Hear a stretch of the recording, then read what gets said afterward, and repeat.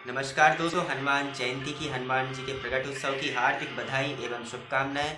आशा करता हूं आप सभी स्वस्थ और सुरक्षित अपने घरों पर होंगे। दोस्तों, आज हम जो विषय लेकर आए हैं वह बहुत ही इंटरेस्टिंग है और मेरा पसंदीदा है। हनुमान जी मेरे आइडियल हैं, रोल मॉडल हैं। आज जो मैं हूँ या भविष्य में जो भी बनूंगा उन्हीं की कृपा दृष्टि मुझ पर रहेगी और आप सभी पर उनकी कृपा रहे, ऐसी मैं कामना करता हूँ। दोस्तों, हनुमान जी के जीवन से सीखने के लिए बहुत कुछ है हमारे लिए। सेल्फ रिस्पेक्ट, हमेशा मोटिवेट कैसे रहें, दूसरों को इंस्पायर कैसे करें, टीम लीडरशिप, झुक के रहना है, कभी घमंड नहीं करना है, हमेशा अपने अपने बारे में बात नहीं करना है। यह सभी हनुमान जी हमें सिखाते हैं। प्रसन्न चित्त कैसे रहना है। पूरी रामायण में सिर्फ हनुमान जी ऐसे हैं जो कभी दुखी नहीं रहे, हमेशा प्रसन्न रहे और उनको जो भी काम मिला है उन्होंने वह पूरा किया है। कभी भी असफलता का मुंह उन्होंने नहीं देखा है और पूरी ब्रह्मांड के ऐसे भगवान हैं जिन्हें संकट मोचन कहा गया है। और मैं एक बात और बता दूं कि सभी जितने भी देवी देवता हैं कहीं ना कहीं उनका पृथ्वी से वापस जाने का प्लान होने का उल्लेख मिलता है। एक हनुमान जी ऐसे भगवान हैं जिनका पृथ्वी से वापस जाने का कोई उल्लेख नहीं। वह रामायण में भी आपको मिलेंगे, महाभारत में भी आपको मिलेंगे और आज भी कहीं ना कहीं वह है। कहते हैं कि अगर हनुमान जी की बात करें तो वह जहाँ पर भी उनकी बात हो रही होती है वह वहाँ पर प्रकट हो जाते हैं। और एक बात और बता दूं, आप किसी भगवान की अगर पूजा करते हैं तो आप उनकी आंखों में भी देखकर भगवान की पूजा कर सकते हैं, मगर एक हनुमान जी ऐसे भगवान हैं जिनकी आंखों में इतना तेज है कि आप उनकी आंखों में देख ही नहीं सकते। आप थोड़ी देर देखेंगे अपनी आप आपकी आंखें नीचे हो जाएंगी। तो आज भगवान की बात करने से पहले मैं प्रार्थना करता हूँ कि आप सभी स्वस्थ रहें। नासे रोग हरे सब पीरा, जपत निरंतर हनुमत बीरा। कहते हैं कि हनुमान जी का नाम मात्र लेने से जो भी रोग दो कष्ट होते हैं सभी दूर हो जाते हैं। देखिए, भगवान तो 84 करोड़ हैं ऐसा कहा जाता है हिंदू धर्म में, मगर जब भी भूत प्रेत ऐसी बात आती है तो सभी को हनुमान चालीसा याद आता है। तो आज अपन जो भी बात है हनुमान जी पर को लेके करते हैं। सबसे पहले जो हमारी बात है वह निरअहंकारिता है, मतलब कि कहीं से कहीं तक उनमें अहंकार नहीं है। तो बात प्रारंभ करते हैं हम। जब रामचंद्र जी को अपनी जो अंगूठी रहती है और एक संदेश माता सीता तक पहुंचाना होता है कि आप चिंता ना करें, साकुशल वहां पर रहें, हम जल्द से जल्द आएंगे और आपको वहां से लेके जाएंगे। तो बात होती है कि किसको वहां पर भेजा जाए। तो जामवंत जी रहते हैं, वह हनुमान जी का नाम बोलते हैं कि हनुमान जी ही है हमारे टीम में जो वहां पर जा सकते हैं। हनुमान जी को वह अंगूठी दी जाती है। हनुमान जी वहां से निकलते हैं और बहुत ही लंबा जो समुद्र रहता है लंका का, उसको लांग के लंका पहुंचते हैं। लंका पहुंचते हैं तो वहां लंकेशनी मिलती है, द्वार पर राक्षसनी रहती है। हनुमान जी वहां पहुंचते तो वह रोकते हैं, तो वह उनको एक मुक्का मारते हैं। सुंदरकांड में भी उल्लेख है, आप देख सकते हैं। तो लंकिनी बेहोश हो जाती हैं। जब लंकिनी जी वहां उठती है तो हनुमान जी के लिए द्वार खोल देती है। तो हनुमान जी कहते हैं, अरे आप तो राक्षसनी है और आपने मेरे लिए द्वार खोल दिया। तो लंकेशनी कहती है कि मुझे ब्रह्मा जी ने बताया था कि जो भी बानर यहाँ आएगा और उसके एक घूसे से तुम मूर्छित हो जाओ तो समझ लेना कि रावण का समय आ चुका है। हनुमान जी अंदर अशोक वाटिका में पहुंचते हैं। माता सीता वहां पर बैठी होती हैं। हनुमान जी पहुंचते हैं, उनको प्रणाम करते हैं और अंगूठी माता सीता जी के लिए देते हैं। अब देखिए, सीखने वाली बात यहाँ पर आती है जो हमें हनुमान जी से सीखना चाहिए। तो हनुमान जी जब उनको अंगूठी देते हैं तो वो पूछती है कि आप कौन। अब देखिए, अगर हम होते, कोई सामान्य व्यक्ति होता हनुमान जी के अलावा, तो वह अपना इंट्रोडक्शन कैसे देता कि अरे आप मुझे नहीं जानती, अरे मैं वही हूँ जिसने बचपन में सूरज को खा लिया था, मैं जो लक्ष्मण को जड़ी बूटी ले गया था, मैं अमरेंद्र बाहुबली, मैं राहुल। नाम तो सुना ही होगा ना। मगर हनुमान जी ने ऐसा कुछ भी नहीं कहा। हनुमान जी बोलते हैं, राम दूत में जानकी सत्य शपथ रखूं करुणा निधान की। मतलब मैं रामचंद्र जी की शपथ खा के कहता हूँ कि मैं रामचंद्र जी का दूत हूँ, सेवक हूँ, उससे ज्यादा मैं कुछ भी नहीं हूँ माता। तो माता सीता कहती ठीक है, उनसे बात होती है, अंगूठी को ले लेती है। अब आप यहाँ पर सीखने वाली बात यह है कि अगर आप कहीं वो बात करते तो मैं करके ही बता सकते थे कि मैं इतना बड़ा समुद्र लांग के आया, मगर उन्होंने ऐसा कुछ नहीं कहा। उन्होंने संक्षिप्त में बताया कि मैं रामचंद्र जी का सेवक हूँ, उनका दास हूँ और उनके आदेश से यहाँ आया हूँ आपको संदेश देने कि आप घबराइए नहीं, जल्द ही भगवान आएंगे और आपको यहाँ से लेके जाएंगे। वहाँ सेना तैयार है और मैं और मेरे जैसे और भी बानर हैं। तो चूंकि हनुमान जी वहाँ बहुत सूक्ष्म रूप लेके गए थे, तो सीता जी उनको देखते हैं कि ये तो बड़े सूक्ष्म हैं, तो बोलती हैं कि आपकी जैसे हैं सब। कहें हाँ सब मेरे ही जैसे हैं, अच्छी बड़ी सेना है। कल फिर तो हो गया काम।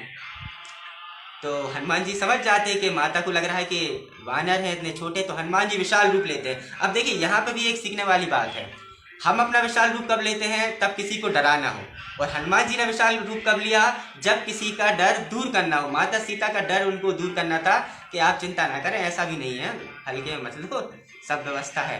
तो माता सीता देखते अरे नहीं नहीं, कहते ठीक है समझ गए आपको भैया, अब ठीक है नीचे आ जाइए। तो हनुमान जी फिर सूक्ष्म हो जाते हैं और कहते हैं आप चिंता ना करें, जल्द से ही भगवान आएंगे और आप यहाँ से लेके जाएंगे।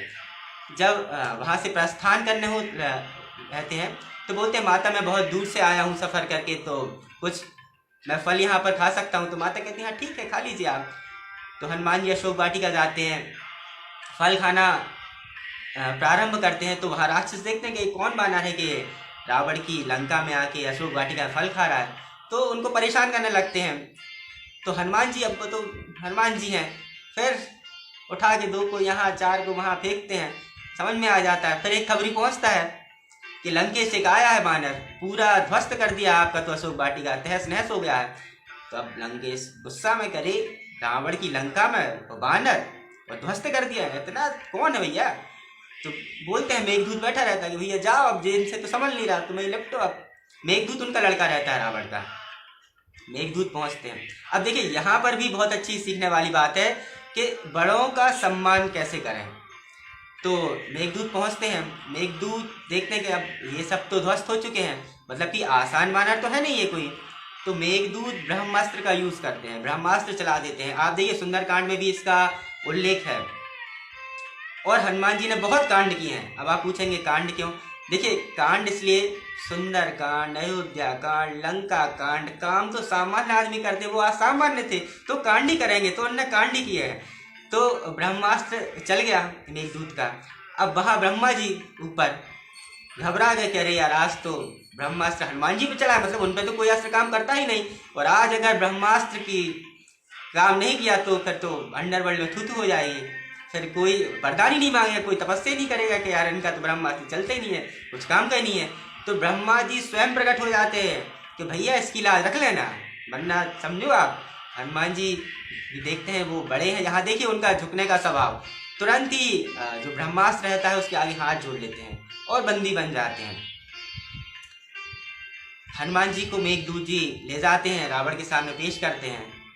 रावण देखता है ऊपर से नीचे तक, तो हनुमान जी कहते हैं कि रावण वैसे तो मैं सब ठीक है, बढ़िया तुम ज्ञानी हो, चारों वेद के ज्ञान है तुम्हें, इतने ताकतवर हो, बढ़िया इतनी राजपाट है तुम्हारा, तुम बड़े भगवान के भक्त भी हो, शंकर भगवान के इतने बड़े भक्त हो, तुमने अपना सर भगवान को अर्पित कर दिया था, सब कुछ बढ़िया है, ब्राह्मण हो, बहुत शानदार काम है, बस थोड़ा सुधर जाओ, बढ़िया भगवान की भक्ति करो, भगवान की शरण में आ जाओ और माता सीता जी के लिए जाने दो। रावण तो अहंकारी बोलता, अब मुझे, मैं समझ रहा हूँ ना, मुझे एक बानर सिखाएगा कि मुझे क्या करना है, मैं वेद का ज्ञाता, काल मेरे यहाँ बंदी बना है, पूरा ब्रह्मांड थर थर कांपता है मेरे नाम से। तो उनको गुस्सा आ जाता है कि यार तुम मुझे सलाह दे रहे हो। अब हनुमान जी उनसे बोलते कि देखो सलाह की बातचीत हो रही, मतलब कि दोनों बिजनेसमैन कॉम्पिटिटर, अब तो क्या लेवल में बात होगी, मतलब मुझे भी एक आसन दो, बैठे भाई बातचीत करें, लेवल पे आए। तो हनुमान जी को आसन की मांग करते तो आसन को मना कर दिया जाता है। तो हनुमान जी खुद अपनी पूंछ से एक आसन बनाते, वो भी रावण से कहीं ऊंचा, और उस पर बैठ जाते। तो रावण बौखला जाता है कि यार वो सब तो ठीक है, हमसे भी ऊपर पहुंच गया ये तो कहता बानर ये दुस्साहस तुमने गलत कर दिया, ये तो गलती हो गई, मैं मृत्यु मेरे यहाँ गुलाम है, काल मेरे यहाँ बंधा हुआ है, और अब इसका दंड तो मृत्यु दंड है, इसके अलावा तो कुछ उपचार है नहीं तुम्हारा। वो मृत्यु को बुलाते हैं और मृत्यु प्रकट होती है और हनुमान जी के बाजू में खड़े हो जाती है। तो रावण बोलता है देख बानर, मृत्यु तेरे बाजू में खड़ी है। तो हनुमान जी बोलते हैं कि मेरे बाजू में खड़ी है पर देख तुझे रही। तो रावण बोलता है मतलब देख मुझे रही, बोल रहा खड़ी मेरे बाजू है इसलिए कि मुझसे पूछ रही है कि अभी काम तमाम करना है कि थोड़े रुक जाए। अब तो रावण पागल हो जाता, बौखला जाता, बोलता एक काम करो इसकी पूंछ में आग लगा दो। अब बस यही तो होना था। हनुमान जी की पूंछ में जैसे ही रावण आग लगाते, हनुमान जी कहते बस यही गलती कर दी थी। और हनुमान जी जब उड़े तो बस पूरी लंका धराशायी कर दी उनने, पूरी लंका में आग लगा दी और पहुंच गए वापस अपने यहाँ रामचंद्र जी के पास के काम हो गया, पहुंच गई अंगूठी, संदेश पहुंच गया। अब रावण गुस्सा आ गया कि यार एक बानर आया और बस यहाँ पर आके मेरी लंका जला गया। वही पूंछ से तो रावण छिड़ गया बहुत जोर से, यार ये पूंछ ने तो सब काम डिस्टर्ब कर दिया। तो रावण ने कहा कि एक काम करते हैं, इनकी पूंछ उखाड़ देते हैं, पता करो कहाँ है। तो देखिए हनुमान जी से अब सीखने वाली बात क्या है, हनुमान जी का शेड्यूल बहुत प्यारा था। वो व्यायाम भी करते थे और भगवान का स्मरण भी करते थे। एक बात देखिए आप, जिम कहीं पर भी किसी का भी हो, फोटो हनुमान जी का ही मिलेगा आपको, यह आप नोटिस कर लेना मेरी बात। हनुमान जी बढ़िया अपना व्यायाम किया, बाइसेप सब एप्स मैप्स कंप्लीट, बैठे थे तो भगवान का भजन कर रहे थे। रावण पहुंचते हैं पीछे से और पीछे से पहुंच के उनकी पूंछ पकड़ लेते कि आज तो इसको निकाल ही दूंगा मैं, ना रहेगा बांस और ना बजेगी बांसुरी। रावण जैसे ही पूंछ पकड़ते हैं वो खींचते हैं कि आज इसको फाड़ना है। हनुमान जी थोड़ा देखते हैं कि कौन है भाई, तो देख लेते रावण है, कहते ठीक चुप, कुछ नहीं बोलते, सीधा उड़ते हैं। अब रावण घबरा जाता है कि उसने सोचा ही नहीं था, उसने सोचा था हम तो पूंछ खींच लेंगे। अब हवा में हनुमान जी बहुत तेज उड़ते हैं, पवन पुत्र हैं वो, तो हवा भी सपोर्ट करती है।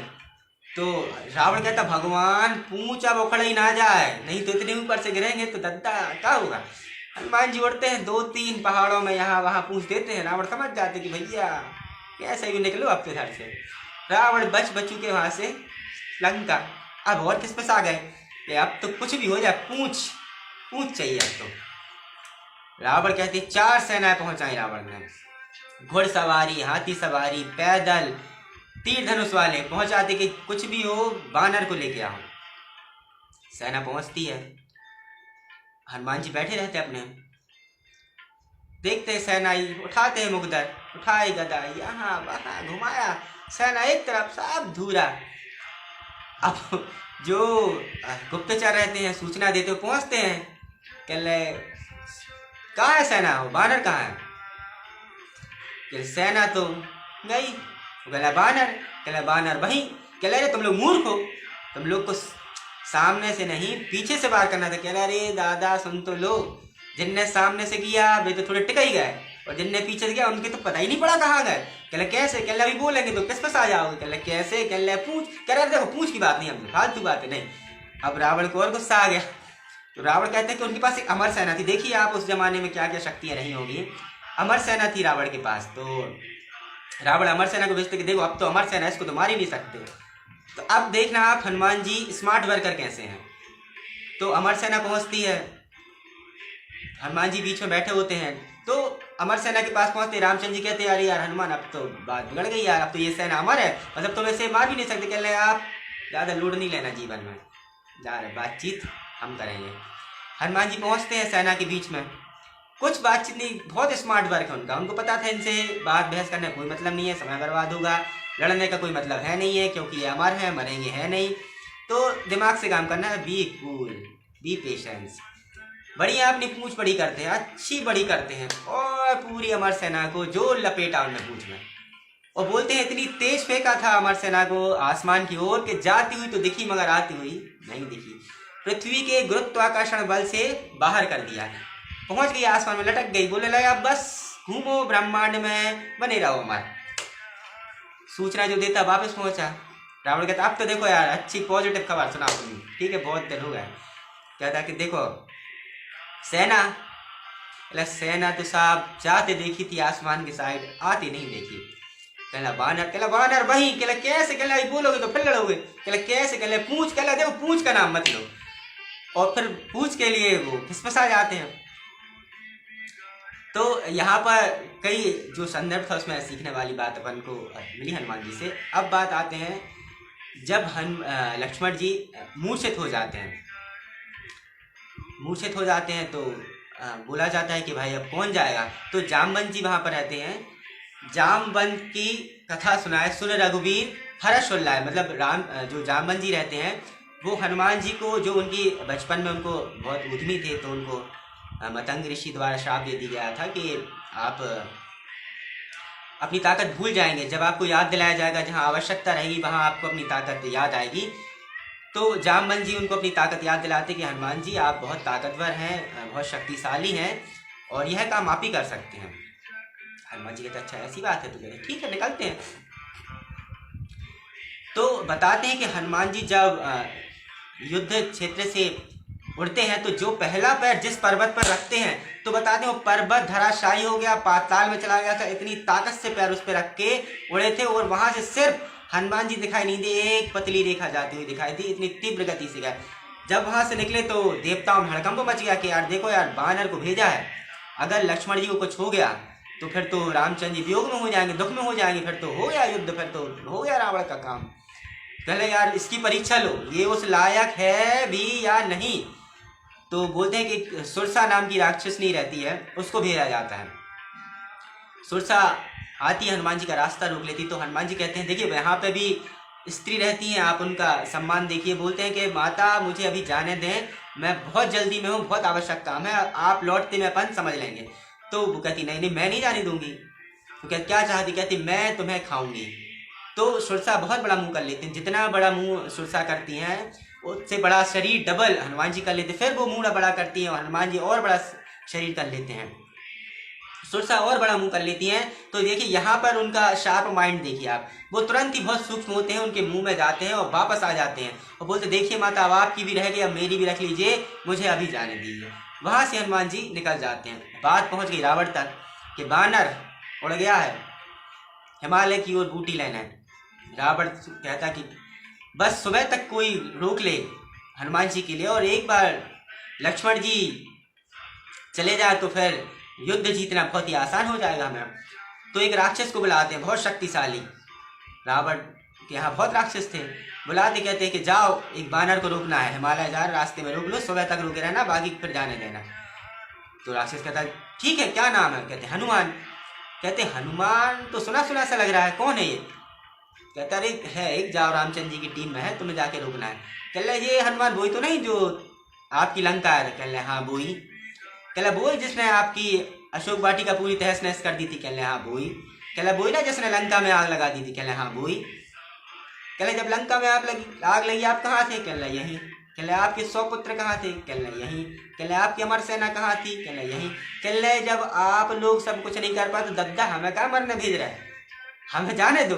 तो राक्षस भी नहीं गया, फिर वो चला गया। हनुमान जी हिमालय पर्वत पहुंचते हैं। अब देखिए यहाँ पर बात आती है, एक्सक्यूज नहीं देना है, हमें जो काम मिला है या जो हमने संकल्प लिया है, excuse and result don't come together. आप वहां पहुंचते मगर उनको पता नहीं रहता संजीवनी बूटी कौन सी है, तो वो देखते हैं कि इसमें संजीवनी बूटी तो मुझे समझ में नहीं आ रही है। तो वो क्या करते हैं, पूरा पर्वत ही वहां से उठा के ले जाते हैं और हनुमान जी पर्वत ले जाके श्री रामचंद्र जी के सामने रख देते हैं कि देखो प्रभु, मुझे तो समझ में आ नहीं रहा था कि इसमें बूटी कौन सी है, परंतु मैं ये पूरा पर्वत ले आया हूँ, अब आप देख लीजिए कि इसमें बूटी कौन सी है और आप इसमें भगवान लक्ष्मण जी का उपचार करें। इसके बाद देखिए अब बात मैं जो करने वाला हूँ वह है शक्ति।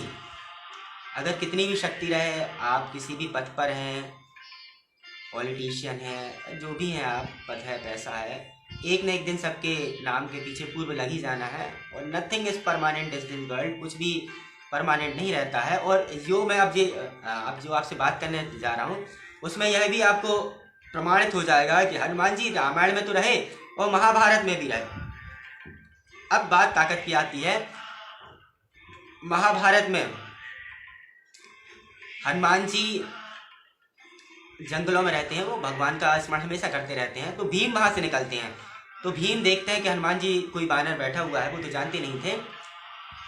तो भीम कहते हैं कि यहाँ ये जो पूंछ आपकी रास्ते में इसको अलग करें। तो हनुमान जी चूंकि भगवान का भजन करते तो कहते मैं 1 घंटे भगवान की माला करता हूँ, 1 घंटे हो जाए फिर मैं अलग हो जाऊंगा, मैं खुद ही अलग हो जाऊंगा, पूछ क्या है बगी, 1 घंटे तक मैं हिल नहीं सकता यहाँ से।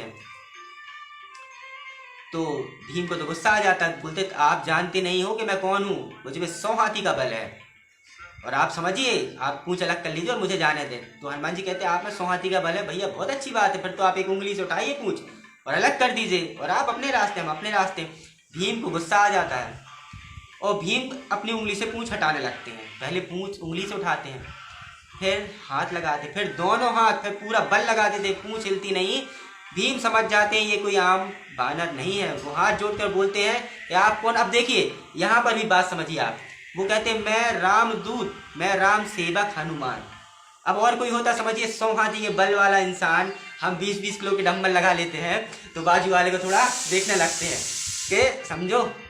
तो हनुमान जी जो जिसमें 100 हाथी का बल है वो पूंछ नहीं हिला पा रहे, तो उससे भी कह रहे कि मैं रामदूत हूँ, मैं राम सेवक हूँ। आप हनुमान अष्टक, बजरंग बाण, हनुमान चालीसा, सुंदर कांड, पूरी रामायण पढ़ लीजिए, कहीं नहीं है कि मैं हनुमान, हर जगह है मैं रामदूत, मैं राम जी का सेवक हूँ, मैं हनुमान जी राम जी का सेवक हूँ, हर जगह यह बात कही गई है। तो यहाँ पर भी देखिए ताकत थी, मगर उनने ताकत का इस्तेमाल नहीं किया, बता दिया कि मैं कौन हूँ और बस कहा कि आप भी जाएं और मुझे भी जाने दें, और ताकत का घमंड बिल्कुल भी ना करें, क्योंकि आप जो है उनसे भी शक्तिशाली कहीं ना कहीं हैं। अब एक बात और आती है लॉयल्टी की, भगवान की पूजा की, भगवान पर श्रद्धा की। हम एक दिन किसी मंदिर जाते हैं, अगर हमारी मनोकामना पूरी ना हो तो हम दूसरे दिन दूसरे मंदिर जाने लगते हैं। हनुमान जी ऐसे है, उनके हमेशा राम जी की सेवा की, राम जी का नाम किया, पूरे शरीर पे राम राम लिख लिया था उन्होंने। तो एक बार सभा थी तो बोला जाता है कि हनुमान ऐसा तो नहीं, वहाँ पे लोग जो बैठे रहते हैं, हर जगह आपको ऐसे लोग मिलेंगे जो यहाँ वहाँ की बातें करते हैं, उन पर अपन को ध्यान नहीं देना, अपन को अपने काम पर ध्यान देना है। तो वहाँ के लोग कहते हैं कि हनुमान ऐसा तो नहीं कि आपके मुंह में बस रामचंद्र जी हो और बाकी सब आप ऐसे ही हो। तो हनुमान जी कहते हैं मेरे रोम रोम में राम बसे हैं, और वह अपना सीना चीर के दिखा देते हैं। और रामचंद्र जी कहते हैं रघुपति कीनी बहुत बड़ाई, तुम मम प्रिय भरत सम भाई, मतलब हनुमान आज से तुम भरत से भी प्रिय मुझे हो गए, कि मतलब इतनी बहुत बड़ी बात कि मेरा सगा भाई भी हृदय चीर के मेरी जो चित्र है अपने हृदय में नहीं दिखा सकता। तो मैं अब शब्दों में व्याख्या नहीं कर सकता कि तुम मेरे लिए क्या हो। यहाँ पर हनुमान जी से जो सीखने मिलता है यही है कि हम जब एक पर भगवान में विश्वास करें तो पूर्ण रूप से करें। और मैं दोस्तों बोल रहा हूँ हनुमान जी पर आप पूर्ण श्रद्धा, पूर्ण विश्वास रखें, क्योंकि जहाँ से ये निकाल के ले जाएंगे वहाँ से आपको कोई नहीं बचा सकता। सिर्फ हनुमान जी एक ऐसे भगवान है जो जिनको संकट मोचन कहा गया है, और आज भी कलयुग में जहाँ पर भी उनकी बात होती है तुरंत वह उपस्थित हो जाते हैं।